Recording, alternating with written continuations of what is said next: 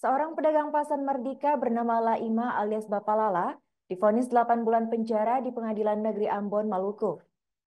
Laima merupakan terdakwa dalam perkara pengancaman salah seorang oknum Satpol PP bernama Helmi Noya karena menolak lapak dagangannya di bahu jalan ditertibkan. Terdakwa mengancam dengan menggunakan parang.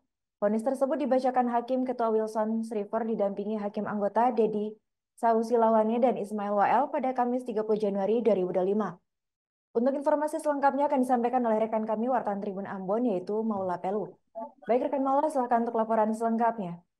Ya baik, terima kasih rekan Aririn dan Tribunar sekalian bahwa dapat saya laporkan dari Ambon, seorang pedagang pasar Mardika, Laima alias Bapak Lala, usia 48 tahun, divonis 8 bulan penjara di Pengadilan Negeri Ambon.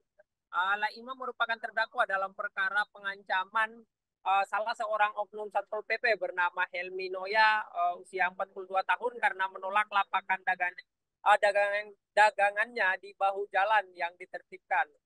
Terdakwa mengancam dengan menggunakan parang. Vonis tersebut dibacakan Hakim Ketua Wilson Silver didampingi Hakim anggota Dedi Silawaneh dan Ismail Wael pada Kamis 30 Januari 2025 lalu. Dalam pembacaan amar putusan, Majelis Hakim menyatakan bahwa terdakwa melawan hukum, memaksa orang lain supaya melakukan uh, tidak melakukan atau membiarkan sesuai dengan memakai kekerasan atau ancaman kekerasan, baik terhadap orang itu sendiri maupun orang lain. Perbuatan terdakwa sebagaimana dalam dakwaan tunggal jaksa penuntut umum melanggar pasal 335 ayat 1 KUH pidana. Majelis Hakim juga menetapkan barang bukti berupa satu buah parang dengan ukuran panjang 58,8 cm dengan besi parang berwarna hitam dan panjang 39,3 cm dan pegangan kayu dengan panjang 18,5 cm dirampas untuk dimusnahkan.